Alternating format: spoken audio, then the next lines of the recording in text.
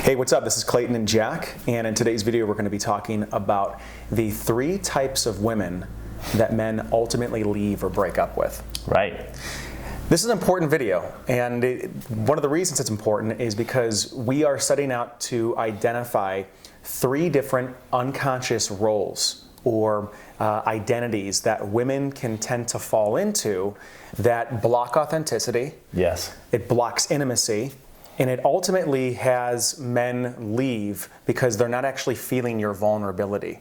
Right. Men might not even be able to articulate this. They might not even be able to say, oh, I'm not really feeling your vulnerability. It's just that there's something that ends up missing in the interaction and in the relationship because the woman is unconsciously in one of these roles or these types. Yeah, and when you're unconsciously in a role, it really limits your response, it limits your behavior. It basically confines you to a very narrow version of yourself that is less true and less deep. So what we're really aiming at here is how can you fully bring yourself and who you are to your man. And then he knows who you are, and if he wants to be with you, then that's kind of clear at that point. Absolutely. And what I'm hearing you say too is identifying these roles and understanding where you might be confining yourself. Once you can get rid of these restrictions, you are more free to be vulnerable in a relationship. You're more free to express your boundaries in the relationship. You're more free to express the things that you need from him, so you can be able to draw lines and know whether the two of you are compatible, and also give him something to work for and fight for in the relationship, and show up as someone who's demanding his best self because you're not unconscious. Totally. Yeah, because if you're playing a role, you're likely to attract someone that's playing a role, and now we have a role-playing relationship. And probably if you've been watching some of these videos, you actually want more from your relationship than just playing an unconscious role. I just want to say something here as a bit of a caveat. You know, there are equivalencies of this for men. Absolutely. Right? So we're not putting all the responsibility at your door as a woman. Yes. And if this is a role or a game that you're up to, you will really benefit from noticing and distinguishing that and trying to relax it. And even noticing how these roles may play into the men that you date as well. Right? But because most of you that are watching this are most likely women, we're giving you a way to look at yourself and see where you may be embodying something that's not completely authentic with who you really are. Yeah, totally. Yeah. So let's break it out. You want to tee us up with the first unconscious role? Yes. So the first one we're going to talk about is the pleaser. Now, the pleaser archetype or the pleaser role is the woman who gives to get. The giving isn't coming from a place of generosity, but rather it's this unconscious belief, or maybe even a very explicit belief that's out there of I'm going to give, and create this almost secret contract or this like covert contract where you are going to feel indebted to me, and then now you've got to give in the way that I want to receive.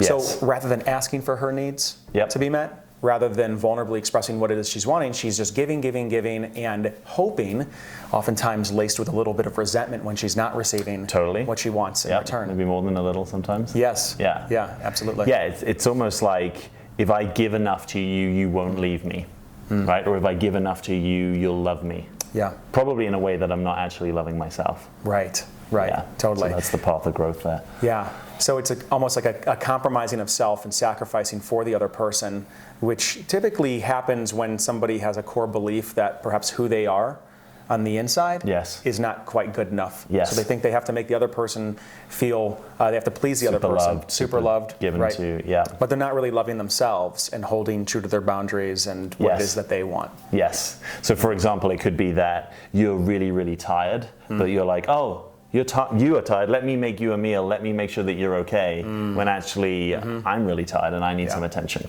Yeah. One more thing on that too, just is that the pleaser can typically, one of the thoughts here is that I will do all these things for you, and then you won't actually have a reason to leave me. So what often happens to the guy, this is the impact that it has on the guy starts to feel like, wow, I can't keep up with all of this giving. And it doesn't feel good. I feel like I'm indebted, and I feel like it's not completely reciprocal. And because of that, there's a sense of guilt that maybe I have being in the interaction with you. And many times men's only way out at that point is to actually end the dynamic and the relationship. Yeah, the other thing that could happen is that they're not realizing that you're overgiving, which could just be like, I'm getting very used to you doing all these things for me, you loving me in this way, but I don't realize that there's this hidden resentment, that it's not actually given freely, that you want more back from me. Right. And then that's where the kind of resentment can often lead to relationship breakdown. Yeah. Let's talk about the second one. Yeah, so the second one is the protector. And this is almost at the opposite end of the spectrum, right? So if you just think about it kind of energetically, the pleaser is kind of leaning into the relationship, right? They're kind of over here, like focuses on the other person. The protector is almost a little bit more leaned out of the relationship, right? The core belief of the protector is I take care of me. Right? It's not that the other person relationship takes care of me, I take care of me. So there's a quality of independence, which can be actually very attractive to a man, particularly maybe in the initial stages of dating. Challenging too. Yeah, there's a quality of being challenging, there's a sense of self-sufficiency. This is sort of like a low maintenance woman, right? Or that's very much the role that this person is occupying, that, hey, I've got me, great, we can go on dates, we can do things, but ultimately, I don't need you to do anything for me. Yeah. And oftentimes underneath this, there is actually an unconscious desire to have someone meet you more deeply and take care of you, but that brings up a level of vulnerability that's not okay. So sometimes with protectors, there's a history of I needed to learn how to be really independent and take care of myself because maybe no one would have taken care of me, or I was afraid that no one would. Yeah, it's very similar to the pleaser, even though they're almost on opposite sides of the spectrum. Right. In the sense that the protector also doesn't feel comfortable expressing needs. Because this core belief that if I actually did need something and I really did ask or was dependent in some way, in some context with a man, that I would be abandoned. Right. That he would leave me if he knew what I really wanted. So there's this almost heightened kind of protection or this armor over her, being like, I don't need anything, I'm totally good. No, I'm good. And if you try to give me anything, it's almost as if it threatens a deep part of them. Yes. As they start to feel too vulnerable, as in like, don't see me as weak. Yes. Yeah, don't see me as weak because I don't need anything. Yes. Yeah. Totally. And often what happens with the man is he starts to feel emasculated in that, because his love or his generosity or whatever it is that he's giving isn't fully received by a woman. Yes. And at first it can seem challenging. It can seem like a really awesome mountain to try to climb and be challenged by, to test his love in some ways. But when he realizes he'll never really get to the top, it gets exhausting. And men typically break up with that after a while. Yeah. So you've had two P's. Don't tell me there's a third P. There's a third P. Clayton, there's a third P. I didn't think it was going to happen, but it did. The third P is the performer.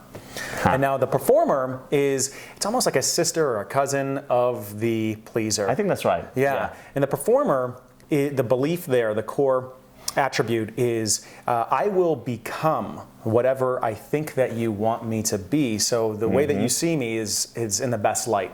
And if I do properly, if I show up properly, then I will be worthy of your love. And so what that can often turn into is a woman or a partner, whomever, contorting themselves in a certain way to put off this image. It's almost like consistently putting on the best image and trying to be polished. And from all these different angles, thinking that that's what the other person wants. And never really revealing what's behind the veneer. And it's almost imagining that the person will only love the image that you put out rather than what we could call the real self underneath that. So there's lots of attention to the surface, but what gets left out is the depth of you, the realness of you, and maybe even the parts of you that you find difficult, right? But for you to fully be with someone in relationship, they actually have to be with all of you. So it's a kind of manipulation. It's a kind of subtle way of manipulating. So that it's like, oh, if I look like this, you're going to love this. This is who I can be for you. But it's also exhausting. Right? It's exhausting to constantly maintain an image. You know what it's like to get up in the morning and have, bedhead, if you every moment of your day always have to attend to your image being a certain way, it really narrows your behaviors and options. It doesn't feel good ultimately. And it ultimately communicates a lack of confidence. Yes. Because it's a denial of your own humanity. It's a denial of your own vulnerability in the places where you're not perfect, in the places where things are a little bit messy in your life. And maybe there's certain emotions that are coming up that you have deemed as weak, or you don't feel like you should be sharing with your partner. But all of that, trying to hide that because you think it's going to make you look weak, ironically actually makes you look weak after a while, because there's only this facade, this like cardboard cutout of a woman or man you're in a relationship with. Yes, totally. Yeah, this, in culture at large, this would sort of be a Hollywood phenomenon, right? Where it's all about the looks and the red carpet and the image and what are we wearing, and it's not really about making contact with someone, which is actually opening your heart to them and being real and human, as Clayton's saying.